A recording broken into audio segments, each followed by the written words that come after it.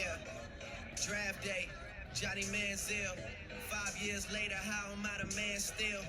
Draft day, A. Wiggins. Fuck that other side, bitch, we stay winning. Oh man, you know I had to do it for you. That was Draft Day by Drake. An absolute classic. And we're here to do the draft recap. We are back. We are back. The offseason lasts so long, like unnecessarily long. I don't know why it does that, but we're back, which is all that matters. I'm good. Thank you for asking. For those new to the league, I know we have 3 new teams. Welcome. We are doing draft and weekly recaps for this league as we see who takes the crown this year. Obviously, a lot on the line. I get emotionally invested sometimes, but this is my objective rankings as we break down the teams. As you know, for draft recaps, what we do is we talk about the worst grades to the best grades. And it's a 10-team league. So the issue with 10-team leagues is, unfortunately, that everyone gets good players because it's a 10-team league. That's fine, though. There's still so much skill that goes into it, but there's not the horrible teams that I love just roasting. There are some picks that we'll go into, of course, but ultimately we are going to get this thing kicked off and start with the 10th best team. In my opinion, the worst draft is a draft grade of B-, by B-, and it goes to Dust in the Wind. Dust in the Wind. Why did we give Dust in the Wind a B-? We love the start. Bijan, Etienne, Rachaad White. That's a really solid usage group for your running backs. I mean, Bijan I actually have as my borderline favorite running back this year because you saw the talent. He actually wasn't running to the ground last year, which benefits his status this year. He's coming into it fully healthy. And you're on an offense with that's now going to be more run first, with no punishment giving the ball to Algier just because Bijan looked at the coach the wrong way, which is important. So, love that pick. Etienne, same thing. Same system. Well, same thing as far as usage, but for him, it's the same system. The talent's there. It's going to be a good offense. Should be a better offense than last year is obviously the hope. They do lose Ridley, but something looked off last year. I think T-Law will have a comeback here, and that offense will do a lot better. There's never been any questions with his talent. Rachaad White's usage has always been insane, so nothing needed there. Don't think there's much room to grow, honestly, because I don't think he's the best running back in the NFL, but if he can maintain the same usage, that's a great running back group. All that to say, wide receiver group, I just don't get it. DJ Moore, this team does not have the worst value pick of the draft because there's no insane miss. But for you to go after solving the RB issue, go 0 wide receiver, go DJ Moore, George Pickens, Tank Dell, I have a hard time finding any of those being value picks. DJ Moore is in a new situation with a new quarterback. And I think he's a very talented wide receiver. He got a lot of money, but for him to be your top guy, I think he's going to be the worst top guy in the league, just given they bring in Keenan Allen, who I do think will have a bad year, but still. They bring in Keenan Allen. They bring in the rookie, Rome. And Caleb Williams has a question mark. So you have way too many question marks there. Then you go to George Pickens, also with question marks. He might be the number 1 guy there, but throwing the ball to him is Russell Wilson, who hasn't been able to sustain a relevant fantasy receiver since Seattle. And then you have Tank Dell, who's now the 3rd receiver on that team. And same thing for Reed, who's like the 3rd receiver on that team. So it's very hard for me to feel good about wide receivers in a league that wide receivers are so important with this team. That's why I went B-. George Kittle, Joe Burrow, I think are very middle of the road. I think George Kittle is one of the best tight ends in the league. Receiving wise, I don't see him going at the same level he's been. I think you see him a downward trend over the last few seasons. I think it's going to continue this season, especially as they re-sign Ayuk and then bring in the rookie, the 1st round draft pick. How is George Kittle supposed to see the same level? For him to go before Kyle Pitts, for me, is actually an issue, given Kyle Pitts will be a receiving tight end. We gave you a lot of time there, but that's why I gave you the B-, and I had to explain it. So that's going to be the longest we spent on one team. Also, I want to shout out El Professor. I know you had success last year. Trying to pitch another league in the chat. That's all I saw. I just peeked the chat. What is that? Let's do better than that, El Professor. Let's do way better than that. Let's focus on what's important here. Okay, the 9th best team is Captain Corrupt getting a B. We have 3 teams with a B. They're all pretty tight. Captain Corrupt is first, and that's tough because I am the biggest Kyren fan. I had him last year. I identified him, saw the talent before anyone else. And obviously CMC is absolutely insane. So how do you have a CMC and Kyren group that is so strong and not get a good grade? Well, first of all, B's fine because this season still can go well for you. But for you not to get Blake Corum for me is just a massive managerial mistake. I think The punt return thing might be overhyped a bit, but the fact that Kyron will be used there, and the fact that he's a small back that gets usage that's unsustainable. We saw last season how much value he got. Give him a full season of that again. I personally have a bad feeling about his resilience through all of that. And if for you not to have the handcuff, that's this high drafted, highly rated college prospect for me is frustrating because I was rooting for you, I was pulling for you.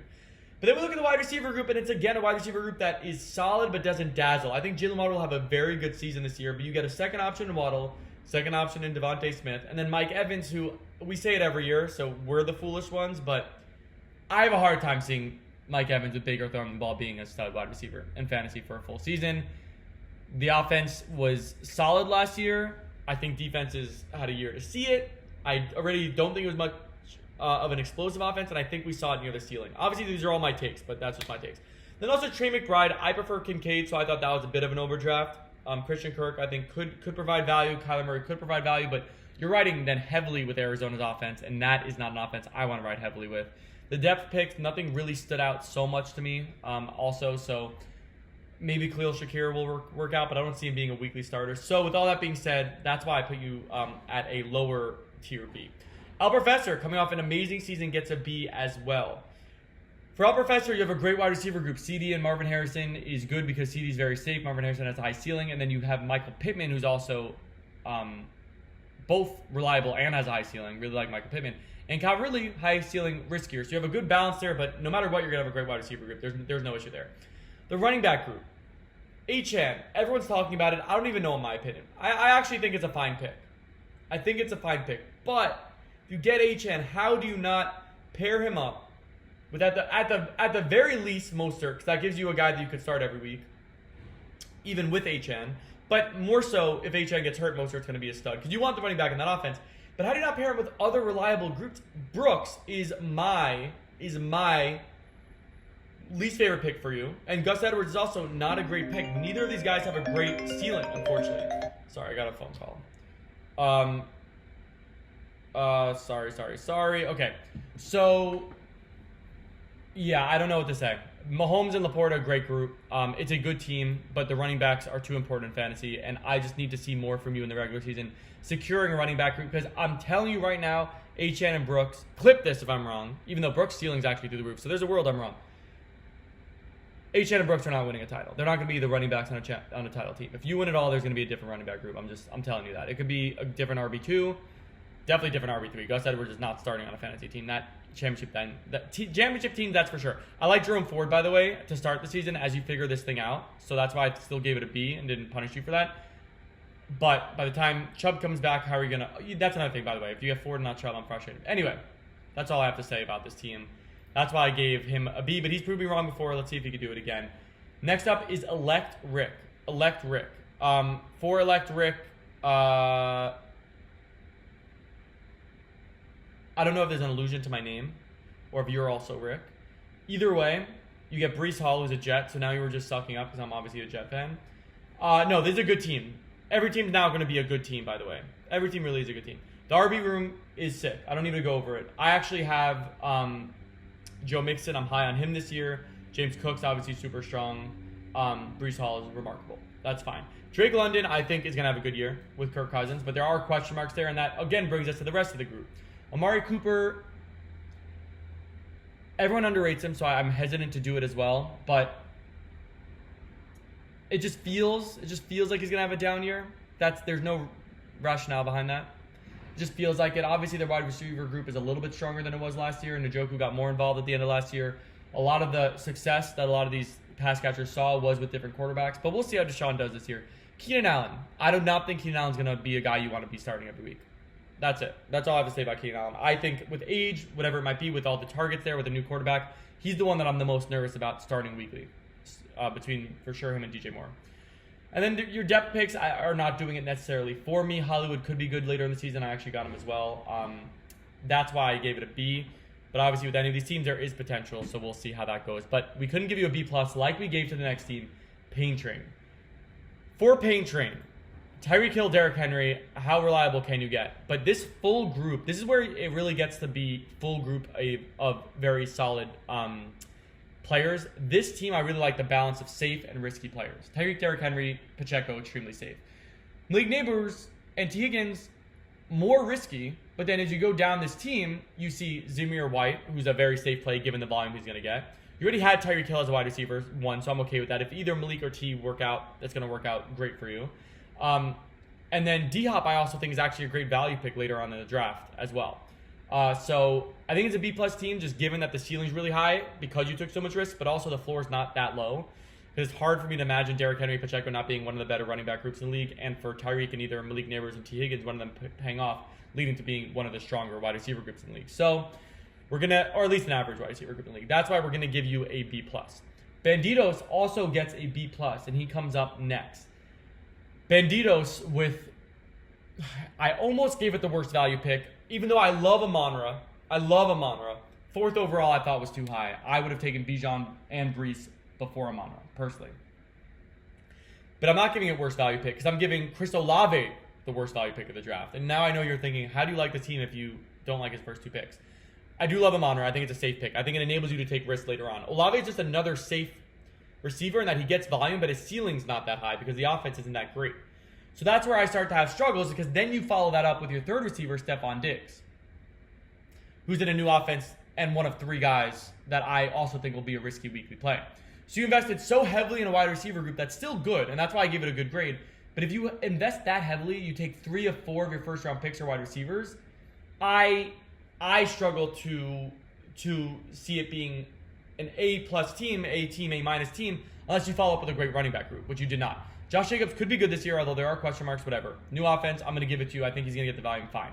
David Montgomery, I think Jahmyr Gibbs is having a breakout year. Montgomery's going to be an annoying guy to start every week. Najee Harris, I don't think is going to be a startable guy near the end of the season. Nick Chubb is the risk that hopefully comes back and is healthy, and that's what the team's going to go with. If Nick Chubb's great, comes back and he's Nick Chubb, even like 3/4 of Nick Chubb, this team could compete for a championship. If not, I think you're a move away because our running back group does not justify, and this is what I should have started with to make more sense of me criticizing your team, does not justify the heavy investment in wide receiver moving forward. Mark Andrews also coming off an injury, a little bit of a risk. Lamar Jackson, not a risk. Great quarterback, and he's what really bumped me up. I was going to put you like 8th or 9th, and then I'm like, you know what? Lamar's just too good. Just too good, so we have you right there. Okay, but it's a good team, B+. Okay, we are now down to the top 4. We are now at A- territory. We have 3 A- and 1 A. The first A- is Horns Up. Obviously, I forgot El Grenas, if I'm remembering the name correctly from last year. My former rival. 2 seasons ago, we almost threw hands. I'm going to be honest. The hands were almost thrown, but they weren't thrown because we don't live remotely near. I actually don't know where you guys live. I don't know anything about your guys' lives, now that I'm thinking about it. I'd like to learn more. I think I got an email last season that explained a little bit, but now I'm forgetting. All right, Gibbs, JT, amazing turn. Just amazing turn. JT safe volume, going to be fantastic. Gibbs will be at least this, but I think potentially RB1 territory. We'll see. As far as talent, he definitely is there. Then you followed up with the wide receiver group with some good value picks. I'm going to give you my best value pick right here. You ready? You guys are going to be shocked. Because you actually, I think, took him maybe before ADP. But I believe the best value pick, Terry McLaurin. Terry McLaurin. Don't make me say it again. Don't make me say it. Terry McLaurin. Listen, Cooper Kupp's fantastic. I think he's going to have a good year. He's not going to be what he was in 2021, 2022. But, yes, I think the rumors are true. He's back. And I think he's going to be very solid. But, slow down a little bit.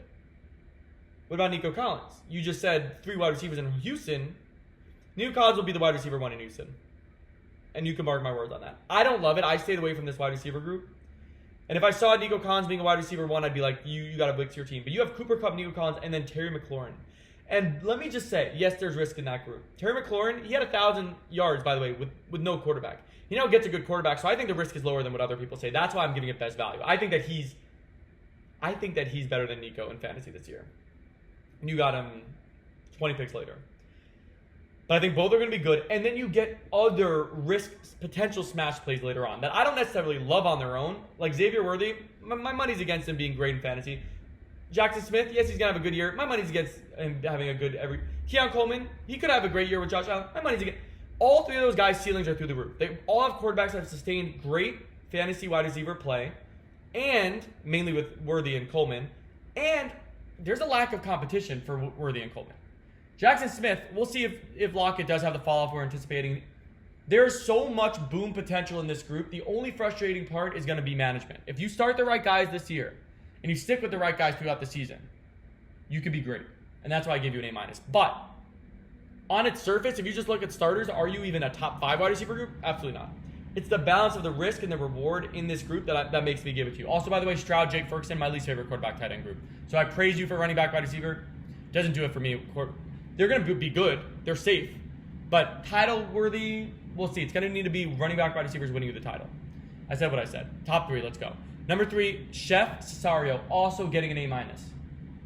Listen. This team is very similar to my team. So I'm biased, and I'm just going to get that out of the way. Right now, right here in front of everyone. I have Saquon. I have Debo. Is that it? I have Dak Prescott. I knew there was something else to it. With that being said, A.J. Brown, Saquon, same offense. It's a little risky, I'm not going to lie. But the Eagles offense, I think, is going to have a crazy year this year. A crazy year. And that makes me feel like it's a safe combo. I don't usually love pairing your top 2 picks up because it's a little bit boom or bust. I like it here. Debo, listen. I would not have gone Debo ahead of some of these guys. I'm going to be completely honest. I probably would have went Kenneth Walker, Ayuk, Cooper Kupp, Devontae Adams, Michael Pittman. No. Take away Pittman, but every name I said before that. So I'm going to be honest with you. I'm going to give Debo the worst value pick of this draft, even though I have him on my team. I think you could have got him on the turn the next round. I would have went different players. But anyway, with this team, what you have is the best balance between running back, wide receiver. Not risk reward like I've been saying. The best balance as far as like 3 good running backs, 3 good wide receivers. A.J. Brown, Debo, Zay Flowers, love. Godwin as a 4th, love. Saquon, Kenneth Walker, Kamara, love.